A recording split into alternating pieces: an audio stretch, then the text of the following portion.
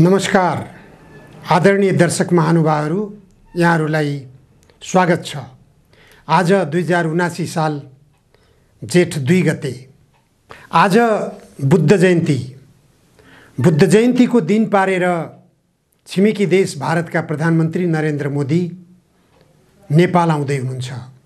नयाँ विमानस्थलमा उहाँका विशेष कार्यक्रमहरू रहेका छन्। नयाँ विमानस्थलको अवलोकन गर्न, बुद्ध जयन्तीलाई सार्थक तुल्याउन अथवा केही दिन वा केही लिन छिमेकी देशका प्रधानमन्त्रीको आगमन निश्चय पनि महत्त्वपूर्ण हुन्छ। तर नेपाल र भारतबीच कचल्टिएको सम्बन्ध, बिग्रिएको सम्बन्ध, यो सम्बन्धलाई सुमधुर बनाउन दुवै पक्षमा समझदारीको आवश्यकता हुन्छ। नेपाल र भारत बीच सबैभन्दा विकराल समस्या बन्दै गएको विषय भनेको दुई देश बीचको सीमा विवाद हो। दुई देश बीचको सीमा विवादलाई छिमेकी देश भारतले पटक्कै पनि सुन्न चाहन्न। सीमा विवाद पछि विचार गर्दै जाउँला, पछि छलफल गर्दै जाउँला, अहिले अन्य विषयहरूमा छलफल गरौँ।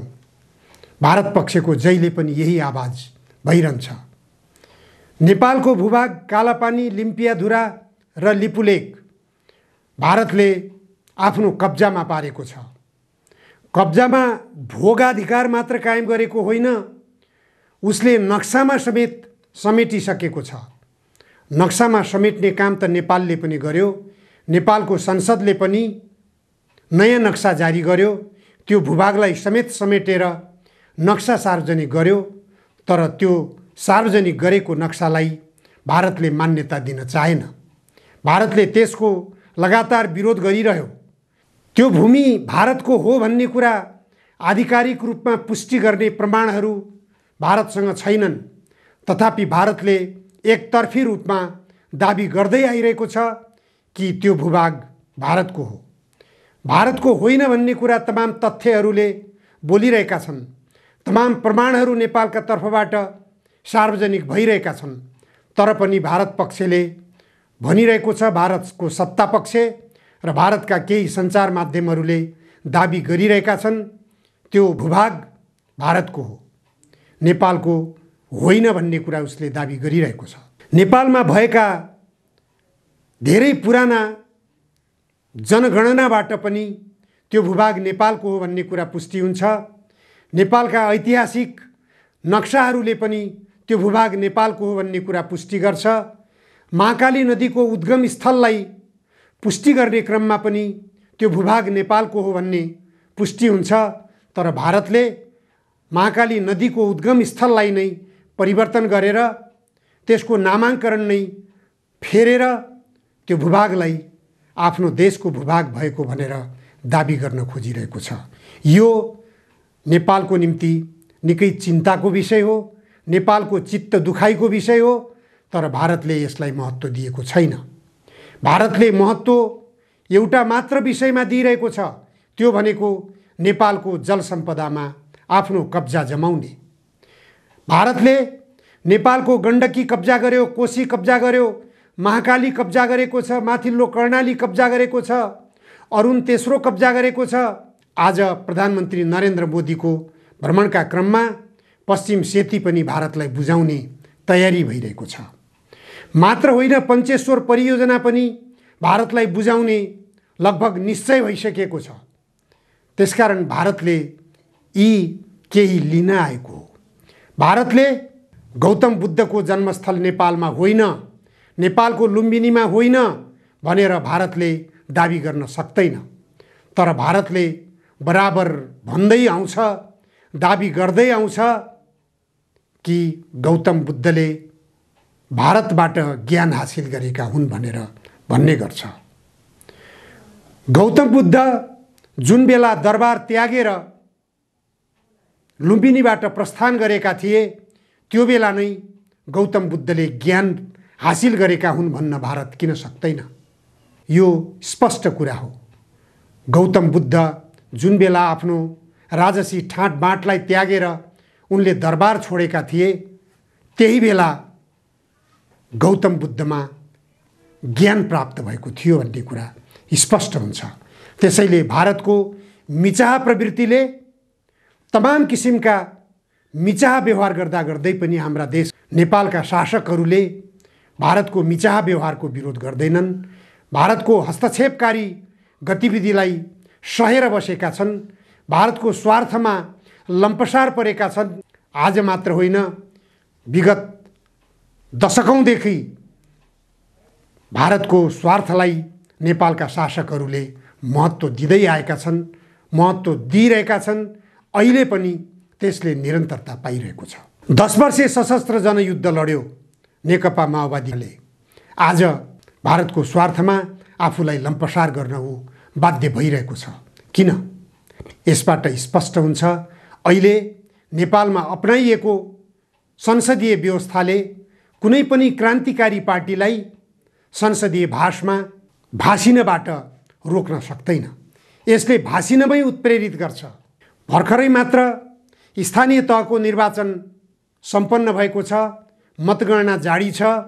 मतगणनाका क्रममा कतिपय स्वतन्त्र उम्मेदवारहरूले विजय हासिल गरेका छन्।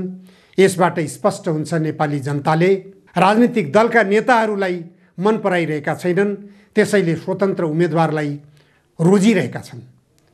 म स्वयं पनि काठमाडौँ महानगरपालिकाको प्रमुखको उम्मेदवारको नाताले घर दैलो अभियानमा घुमेँ।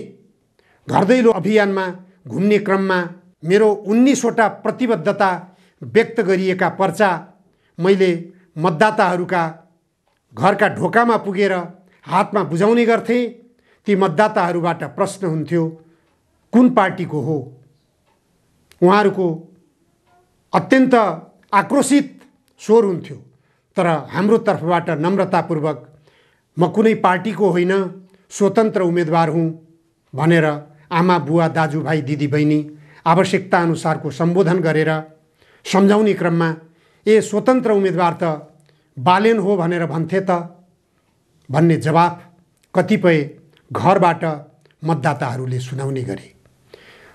मतदाताहरू बीचमा बालेन्द्र शाहले आफूलाई स्वतन्त्र उम्मेदवारको रूपमा धेरै पहिलेदेखि अत्यन्त व्यवस्थित ढङ्गले प्रचार पुर्याएका रहेछन् भन्ने कुरा तमाम घटनाक्रमहरूबाट पनि बुझ्न सकिन्छ। व्यवस्थित तरिकाले उनको प्रचारबाजी स्वतन्त्र उम्मेदवारको रूपमा प्रचारित भयो। अझ बालेन शाहले आफै पनि उद्घाटित गर्दै गएका छन्। उनले विगत 5 वर्षदेखि आफ्नो प्रचार अभियानलाई तीव्र बनाएको र व्यवस्थित बनाउँदै गएको भनेर भनिरहेका छन्। बालेन्द्र विजय उन्मुख छन्। उनलाई शुभकामना दिनुपर्छ। बालेन्द्र शाहको विजय पनि अहिलेको बदनाम यो दलाल संसदीय व्यवस्थाको विकल्प जनताले खोजिरहेका छन् भन्ने एउटा राम्रो उदाहरणीय मतदान हो भन्ने कुरा बुझ्न सक्नुपर्दछ।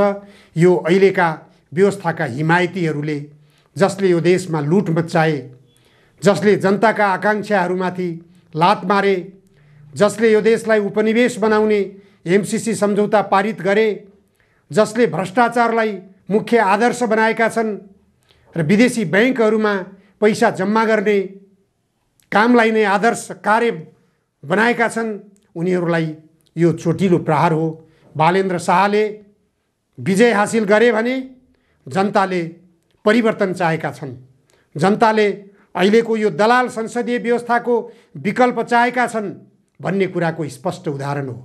बालेन्द्र शाहले संसदीय व्यवस्थाको विकल्पको रूपमा आफूलाई विकसित गर्न सक्ने हुन् कि होइनन्, उनको परीक्षण बाँकी नै छ। उनले भ्रष्टाचारको उन्मूलन गर्न सक्ने हुन् कि होइनन्, उनले देशलाई उपनिवेश बन्नबाट बचाउने हुन् कि होइनन्, यो परीक्षणको विषय छ। मैले आफ्नो प्रतिबद्धता पत्रमा उल्लेख गरेको थिएँ, एमसीसी तथा राष्ट्रघाती सन्धि सम्झौता विरुद्ध भण्डाफोर गर्ने, दलाल व्यवस्थाको भण्डाफोर गर्ने, महानगरपालिकाको समग्र विकास गर्ने, भ्रष्टाचारको अन्त्य गर्ने, जातीय उत्पीडनको अन्त्य गर्ने, महिला तथा बालबालिकाको विशेषाधिकार लागू गर्ने, सफा र स्वास्थ्य महानगर निर्माण गर्ने, महानगरको सांस्कृतिक सम्पदा तथा संस्कृतिको संरक्षण तथा सम्वर्धन गर्ने, महान शहीद बेपत्ता घाइते योद्धाहरूको सपना साकार पार्ने, महानगरमा सुशासन कायम गर्ने, वैज्ञानिक समाजवादी व्यवस्था स्थापना गर्ने, दलाल पुँजीवादी अर्थनीतिको भण्डाफोर गर्ने, वैज्ञानिक समाजवादी अर्थनीतिको पूर्वाधार निर्माण गर्ने, रोजगारीको ग्यारेन्टी गर्ने, सर्वसुलभ शिक्षा र स्वास्थ्यको ग्यारेन्टी गर्ने, सुकुम्बासीको समस्या समाधान गर्ने, मानव तस्करीको अन्त्य गर्ने, महानगरको गरिबी अन्त्य गर्ने र ग्रिन र क्लिन महानगर निर्माण गर्ने। यस्ता प्रतिबद्धताहरू अन्य संसदवादी धारका राजनीतिक दलका प्रतिबद्धता पत्रहरूमा, उनीहरूका घोषणा पत्रहरूमा पनि उल्लेख गरिएका छन्। यो झुट घोषणापत्रको निरन्तरता ठाने निश्चय पनि मतदाताहरूले अस्वीकार गरे। यस्ता प्रतिबद्धतालाई जनताले अस्वीकार गर्ने रहेछन् भन्ने एउटा अन्वेषण पनि भयो। यो एउटा अनुसन्धानको पाटो यो पनि साबित भएको छ। त्यसैले जनताले विकल्प चाहेका छन्। विकल्प के हो? काठमाडौँ महानगरपालिका देशव्यापी रूपमा आकर्षणको केन्द्र बनेको छ। अहिले पनि बालेन्द्र शाहको विजय देशव्यापी रूपमा जनचाहनाको विषय बनेको छ। बालेन्द्र शाहले विजय हासिल गरून् भन्ने चाहना छ। नेकपा एमालेको उम्मेदवारलाई पनि काठमाडौँ महानगरपालिकाले परीक्षण गरिसकेको छ। नेपाली काङ्ग्रेसका उम्मेदवार पिएल सिंह जस्ता व्यक्तित्वलाई पनि काठमाडौँ महानगरपालिकाले परीक्षण गरिसकेको छ। विगतकालमा राजावादी उम्मेदवारहरूलाई पनि काठमाडौँ महानगरपालिकाले अनुभव गरिसकेको छ। अहिले काठमाडौँ महानगरपालिकाले राजनीतिक दलहरूभन्दा बाहिरको व्यक्तित्व रोजेको छ।